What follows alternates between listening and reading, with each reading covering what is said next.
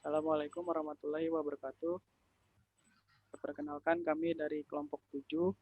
Di sini kami akan mempresentasikan materi terakhir yaitu materi 14 tentang meningkatkan kualitas jasa dan produktivitas. Nah, sebelumnya izinkan kami memperkenalkan diri terlebih dahulu. Yang pertama di sini akan saya sebutkan namanya. Ada Nur Faizi, Situ Nur Hasana, Muhammad Zafir Janeti, Vini Anggraini, Freddy Pungki, dan Muhammad Lutfi Akbar. Next.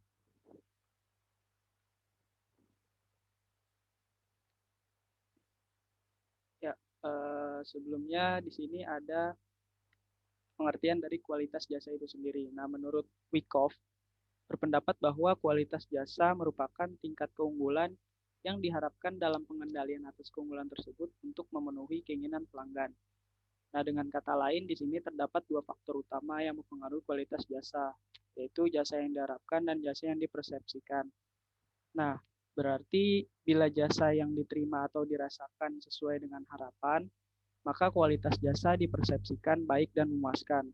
Sedangkan jika jasa yang diterima melebihi harapan pelanggan, maka kualitas jasa dipersepsikan sebagai kualitas jasa yang ideal. Nah, sebaliknya lagi, bila jasa yang diterima lebih rendah daripada yang diharapkan, maka kualitas jasa sangat bergantung pada kemampuan penyedia jasa menyediakan jasa kepada konsumen secara kontinu atau konsisten. Next.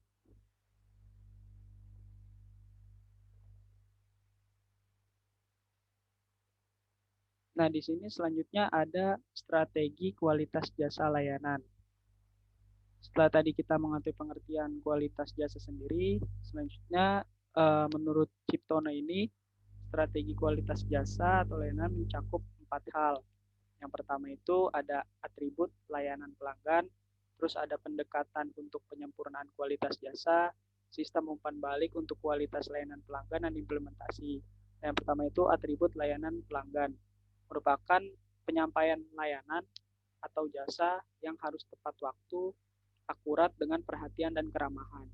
Lalu di sini ada pendekatan untuk penyempurnaan kualitas jasa, di mana aspek penting dalam rangka menciptakan kepuasan pelanggan.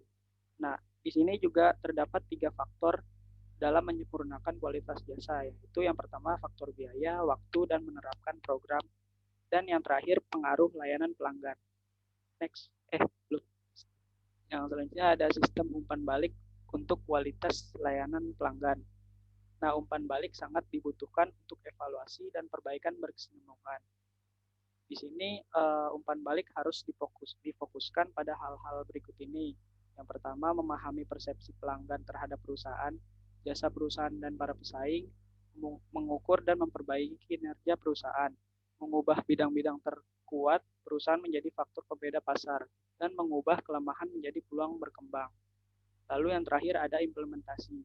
Sebagai bagian dari proses implementasi, manajemen harus menentukan cakupan dari kualitas jasa dan tingkat layanan pelanggan sebagai bagian dari organisasi. Next. Selanjutnya ada cara meningkatkan kualitas jasa. Nah, yang pertama ada mengidentifikasi determinan utama kualitas jasa. Yang kedua ada mengelola harapan pelanggan. Yang ketiga ada mengelola bukti kualitas jasa. Yang keempat ada mendidik konsumen tentang jasa. Selanjutnya ada mengembangkan budaya kualitas. Kemudian ada menciptakan automating quality. Selanjutnya ada menindaklanjuti jasa, dan yang terakhir ada mengembangkan sistem informasi kualitas jasa. Next. Nah, yang pertama ada mengidentifikasi determinan utama kualitas jasa. Nah, setiap perusahaan jasa perlu berupaya memberikan kualitas yang terbaik kepada pelanggannya. Untuk itu dibutuhkan identifikasi determinan utama kualitas jasa dari sudut pandang pelanggan.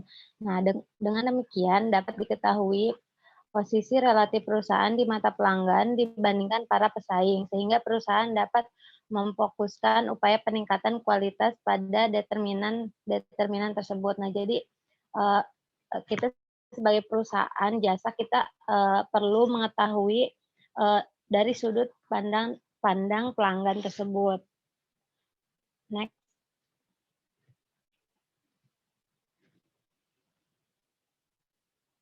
Selanjutnya ada mengelola harapan pelanggan. Semakin banyak janji yang diberikan, maka semakin besar pula harapan pelanggan, bahkan bisa menjurus menjadi tidak realistis, yang pada gilirannya akan menambahkan peluang tidak dapat terpenuhi harapan pelanggan oleh perusahaan.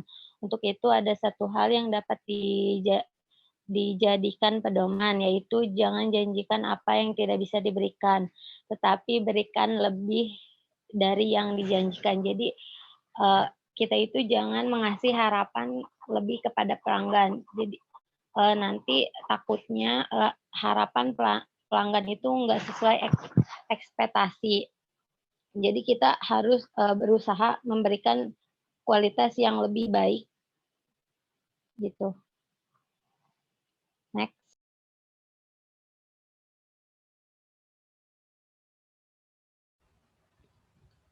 Oke, selanjutnya yaitu adalah mengelola bukti atau evidence kualitas jasa.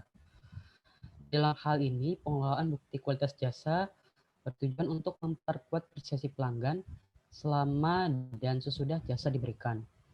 Oleh karena jasa merupakan kinerja dan tidak dapat dirasakan sebagaimana halnya barang, maka pelanggan cenderung memperhatikan fakta-fakta tangibles yang berkaitan dengan jasa sebagai bukti kualitas. Jadi, pelanggan akan melihat apa yang menjadi kualitas dari jasa yang disediakan dan menjadikan itu sebuah bukti atau evidence kepada perusahaan.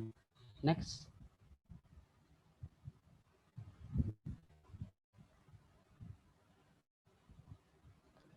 Selanjutnya yaitu adalah mendidik konsumen tentang jasa.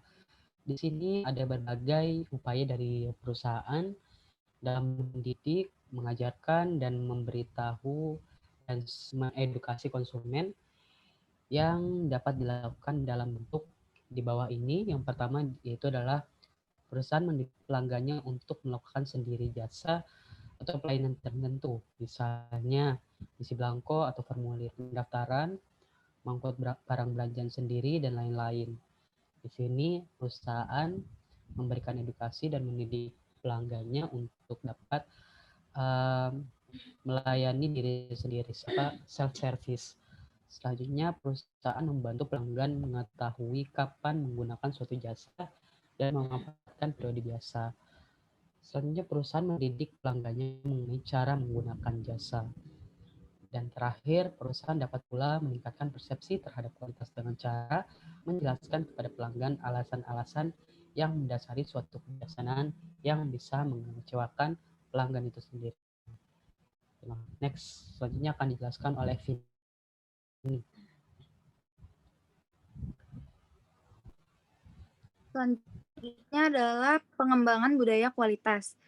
Pengertian dari budaya kualitas sendiri itu merupakan sistem nilai organisasi yang menghasilkan lingkungan yang kondusif bagi pembentukan dan penyempurnaan kualitas secara terus-menerus. Budaya kualitas terdiri dari filosofi, keyakinan sikap, norma, nilai, tradisi, prosedur, dan harapan yang meningkatkan kualitas. Next.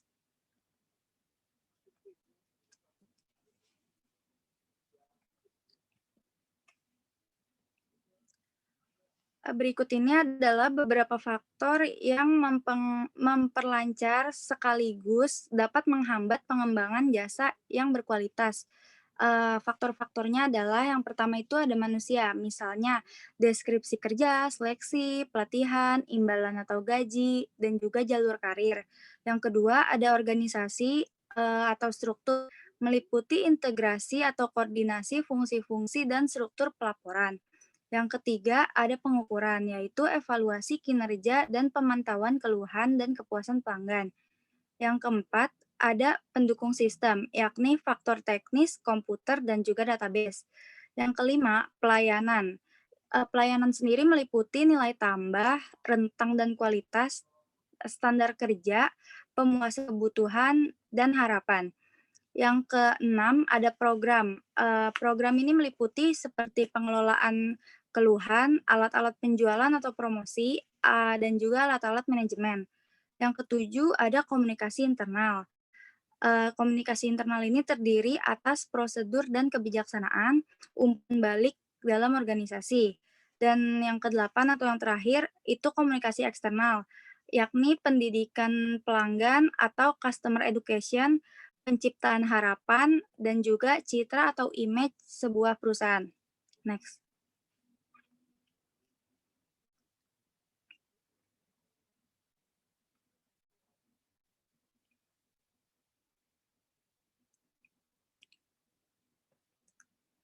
Lalu ada 8 program pokok yang saling terkait guna membentuk budaya kualitas, yaitu pengembangan individual, pelatihan manajemen, perencanaan sumber daya manusia, standar kinerja, pengembangan karir, survei opini, perlakuan yang adil, dan juga profit sharing.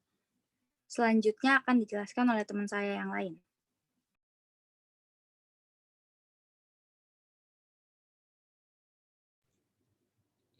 Selanjutnya menciptakan automating quality. Nah, adanya otomatisasi dapat mengatasi variabilitas kualitas jasa yang disebabkan kurangnya sumber daya manusia yang dimiliki. Nah, tapi sebelum memutuskan akan melakukan otomatisasi, perusahaan perlu melakukan penelitian secara seksama untuk menentukan bagian yang membutuhkan sentuhan manusia dan bagian yang memerlukan otomatisasi. Perlu dihindari adanya otomatisasi yang mencakup keseluruhan jasa. Nah, jadi karena perusahaan jasa ini lebih banyak bergerak, lebih banyak bersentuhan dengan manusia, maka perlu yang namanya penelitian lebih lanjut terkait bagian-bagian mana saja yang bisa diautomatisasi gitu. Jadi tidak semua bagian diotomatisasi. Next.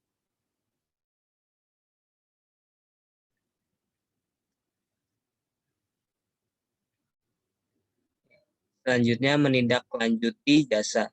Nah, menindaklanjuti jasa dapat membantu memisahkan aspek-aspek jasa yang perlu ditingkatkan. Perusahaan perlu mengambil inisiatif untuk menghubungi sebagian atau semua pelanggan untuk mengetahui tingkat kepuasan dan persepsi mereka terhadap jasa yang diberikan. Perusahaan dapat pula memberikan kemudahan bagi para pelanggan untuk berkomunikasi, baik menyangkut kebutuhan maupun keluhan mereka. Nah, jadi perusahaan jasa perlu yang namanya menjalin kerjasama atau komunikasi dengan pelanggan tersebut gitu untuk kemajuan dari perusahaan tersebut. Next.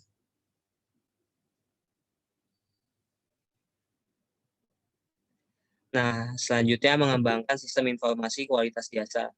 Nah, sistem informasi kualitas jasa merupakan suatu sistem yang menggunakan berbagai macam pendekatan riset secara sistematis untuk mengumpulkan dan menyebarluaskan informasi kualitas jasa guna mendukung pengembalian keputusan. Informasi yang dibutuhkan mencakup segala aspek, yaitu data saat ini dan data masa lalu, kualitatif dan kuantitatif, internal dan eksternal, serta informasi mengenai perusahaan dan pelanggan. Ya, selanjutnya dijelaskan oleh teman saya yang lain.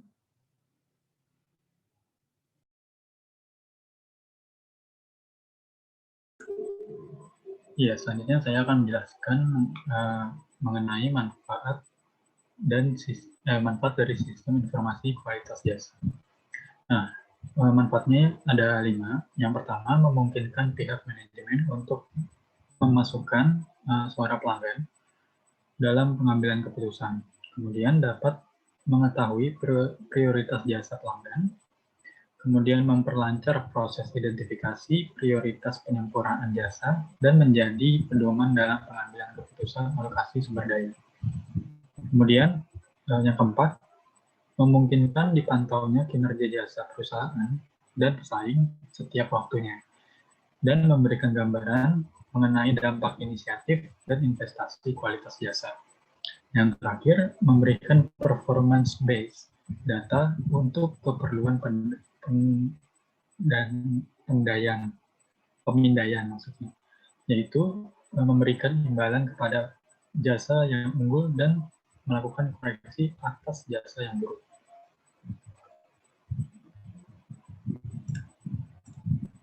Nah, berikut ini beberapa riset-riset yang digunakan untuk pengembangan sistem informasi kualitas jasa. Nah, riset yang digunakan, yang pertama itu ada survei transaksional, kemudian ada total market survey, yang ketiga ada mystery shopping, kemudian ada service review, kemudian panel saran pelanggan, Ada survei pelanggan, baik baru, declining, dan mantan pelanggan. Kemudian ada forum group discussion, ada employee field reporting, dan yang terakhir riset karyawan. Baik, mungkin itu saja yang dapat kami sampaikan dalam presentasi kali ini. Kurang lebihnya mohon maaf. Assalamualaikum warahmatullahi wabarakatuh.